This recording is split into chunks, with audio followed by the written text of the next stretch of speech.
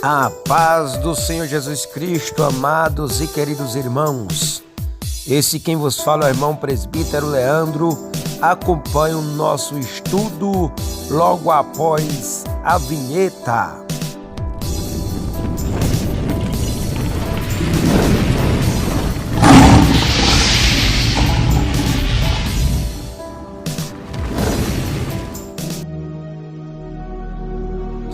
Amados, nós vamos estar, louvado seja o nome do Senhor e Salvador Jesus Cristo, estudando hoje o Evangelho de João, capítulo 2, do versículo de número 12 ao verso de número 25. Vamos abordar o seguinte tema: uso irreverente de lugares santos é reprovado. Palavras de Cristo relembradas. Cristo conhece perfeitamente o coração humano. Amém? Louvado seja o nome do Senhor. Vamos para a leitura da palavra de Deus. Depois disso, desceu a Cafarnaum, ele e sua mãe e seus irmãos e os seus discípulos, e ficaram ali muitos dias. E estava próxima a Páscoa dos judeus, e Jesus subiu a Jerusalém. E achou no templo os que vendiam bois e ovelhas e pombos, e os cambiadores assentados. E tendo feito um azorrague de cordéis, lançou todos fora do templo, bem como os bois e ovelhas, e espalhou o dinheiro dos cambiadores e derribou as mesas. E disse aos que vendiam pombos: tirai daqui estes, e não façais da casa do meu pai casa de vendas.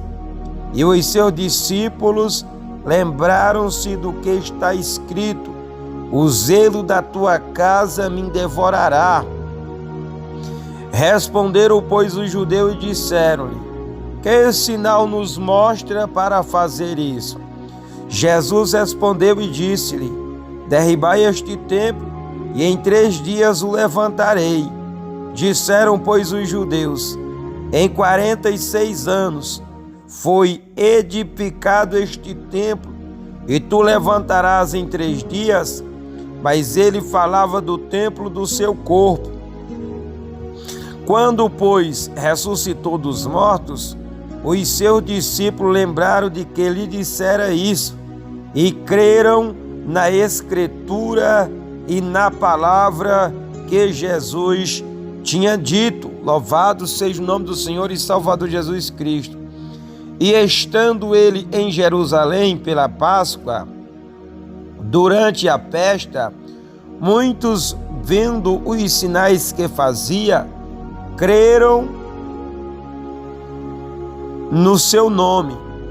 Mas o mesmo Jesus não confiava neles, porque todos conhecia e não necessitava de que alguém testificasse do homem, porque ele bem sabia o que havia no homem. Amém? Queridos e amados irmãos, vamos estar trazendo aqui um estudo, é mais um devocional, não é tão profundo, mas nós aprenderemos preciosas lições com a palavra de Deus.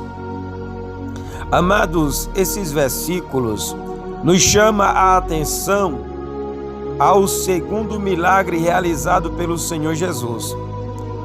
Como o primeiro milagre em Caná, este é uma figura significativa das coisas que estão por vir. Participar de uma festa de casamento e purificar a profanação do templo estiveram entre os primeiros atos do ministério do Senhor em sua primeira vinda. Purificar toda a igreja invisível e oferecer uma festa de casamento estão entre os primeiros atos da segunda vinda do Senhor e Salvador Jesus Cristo. Amados, nesse texto, vemos o quanto Jesus Cristo desaprova qualquer comportamento irreverente na casa de Deus.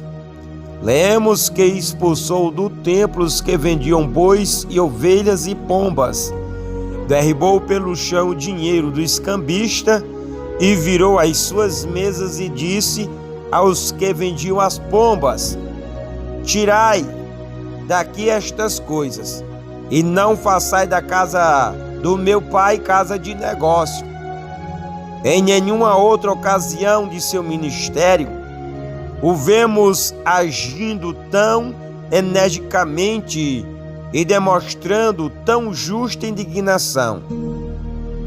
Nada parece ter instigado nele uma manifestação tão marcante de sua ira santa como esta grave irreverência no templo, permitida pelos sacerdotes.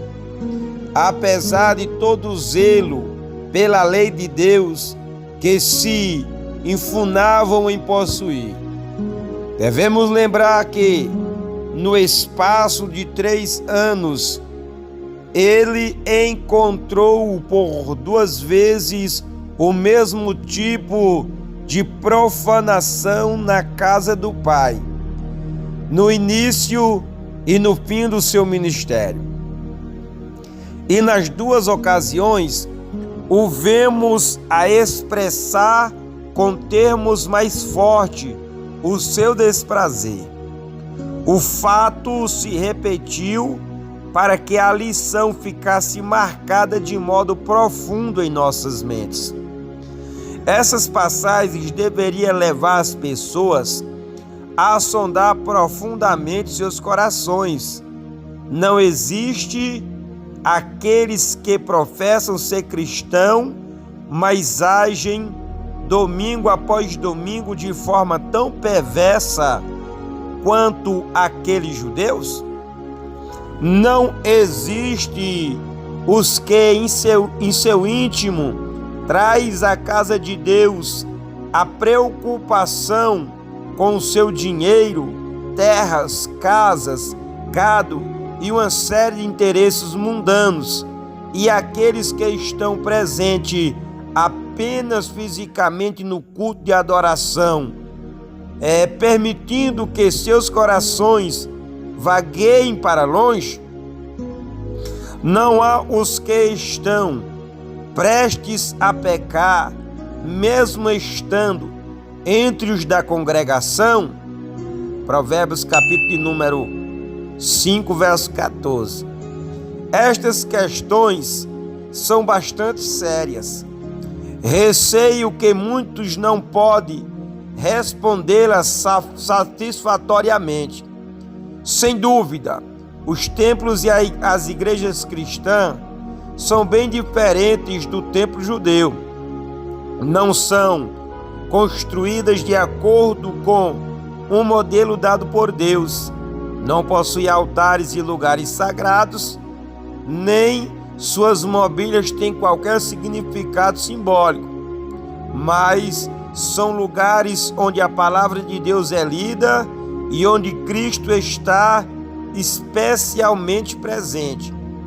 Aquele que presta adoração a Deus nesses recintos deve portar-se com reverência e respeito. Todo aquele que traz consigo seus cuidados pelas coisas terrenas, ao vir adorar, está fazendo o que é evidentemente mais ofensivo a Cristo. As palavras que o Espírito Santo inspirou a Salomão a escrever são aplicáveis em qualquer época. Guarda o teu pé quando entrares na casa de Deus. Eclesiastes capítulo de número 5, verso de número 1. Nesse texto do Evangelho, lemos que as pessoas podem se lembrar de verdades espirituais, mesmo que tenham sido aprendidas há muito tempo, e talvez algum dia descubra nessas verdades um significado que antes não entendiam. Somos informados que nosso Senhor disse aos judeus: destruí este santuário e em 3 dias o reconstruirei. João esclarece que Jesus se referia ao santuário do seu corpo e falava de sua própria ressurreição. Porém, estas palavras não foram compreendidas pelos discípulos quando Jesus as pronunciou. Somente depois que ele ressuscitou dentre os mortos, 3 anos após os acontecimentos aqui descritos, é que seus corações foram iluminados para compreender inteiramente o significado delas.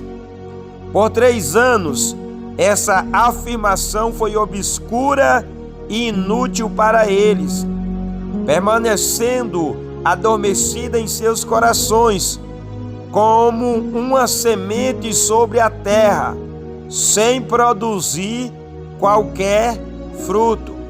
Mas, ao fim desse período, a obscuridade se foi.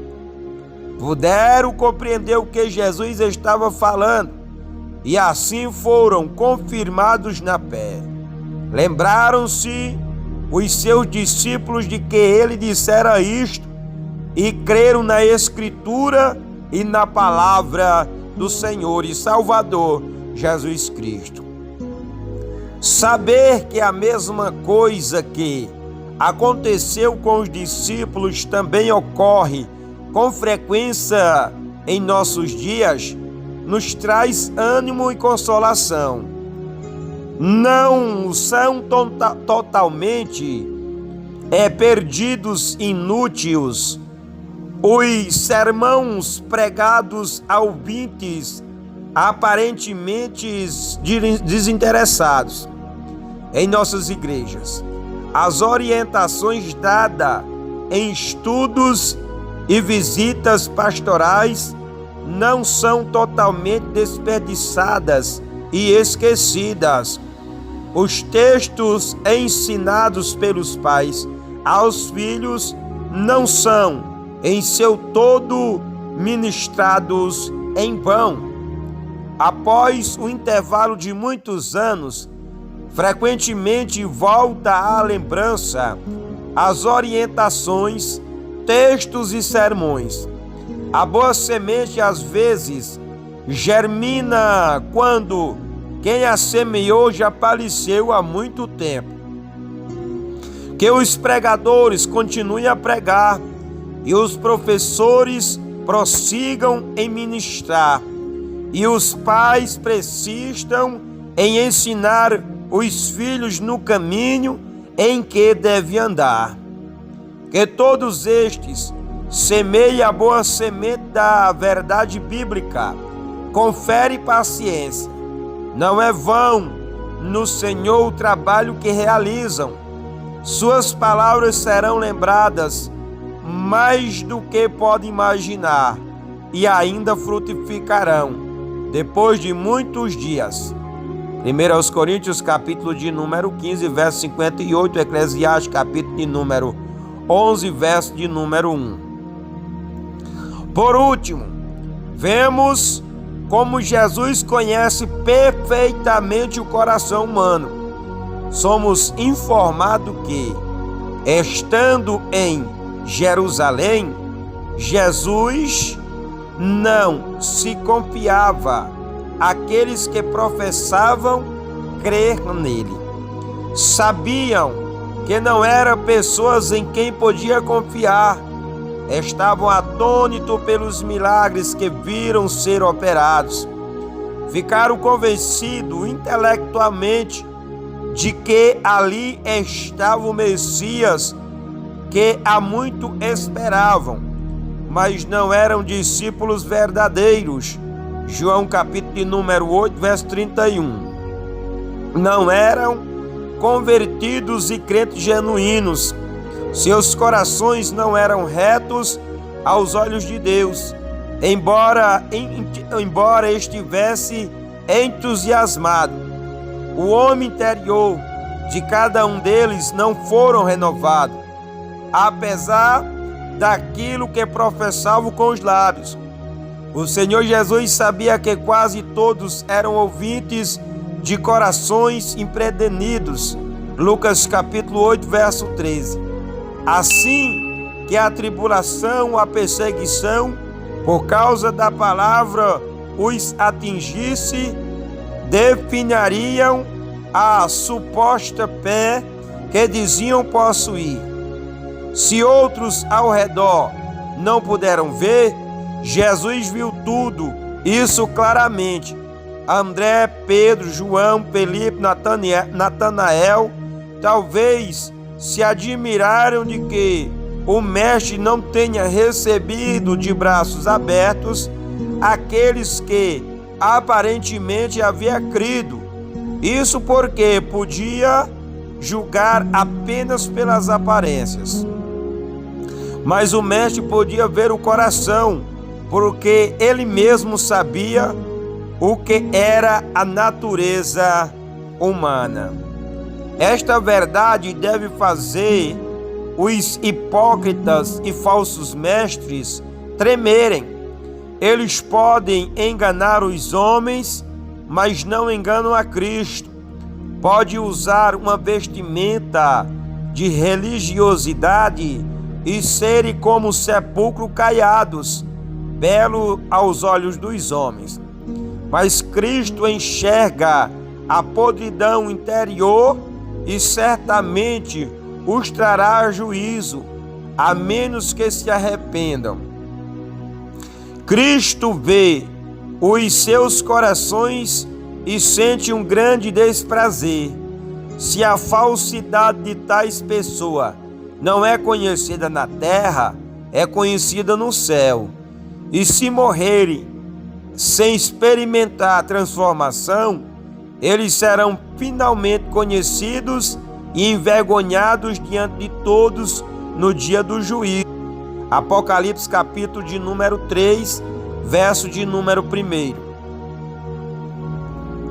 Entretanto, a verdade que está diante de nós tem dois lados, assim como a coluna de nuvem, a coluna de fogo no Mar Vermelho. Êxodo capítulo 14, verso 20. Se para os hipócritas ela parece obscura, para os verdadeiros crentes é bastante clara. Se traz ameaça da ira divina aos falsos mestres, concede palavras de paz a todos os que em sinceridade amam o Senhor Jesus Cristo. O cristão verdadeiro pode ser fraco, mas é autêntico. Há uma coisa que, a qualquer custo, o servo de Cristo pode dizer: quando se encontrar prostrado pelo senso de sua própria fraqueza ou perturbado pela calúnia proferida por um mundo mentiroso, ele pode dizer: Senhor, sou um pobre pecador, mas estou sendo sincero e verdadeiro. Tu sabes todas as coisas, sabe que eu te amo, conhece todos os corações, sabes que, embora eu seja fraco, meu coração se apega a ti. O falso cristão foge do olhar daquele que tudo vê. O crente verdadeiro anseia pelo olhar do seu Senhor de manhã, à tarde e à noite, e nada tem a ocultar. Amém, queridos? Louvado seja o nome do Senhor. Espero que Deus tenha falado contigo através dessa palavra, desse estudo devocional, e que Deus te abençoe absolutamente, abundantemente, em nome do Senhor e Salvador Jesus Cristo. A paz de Cristo.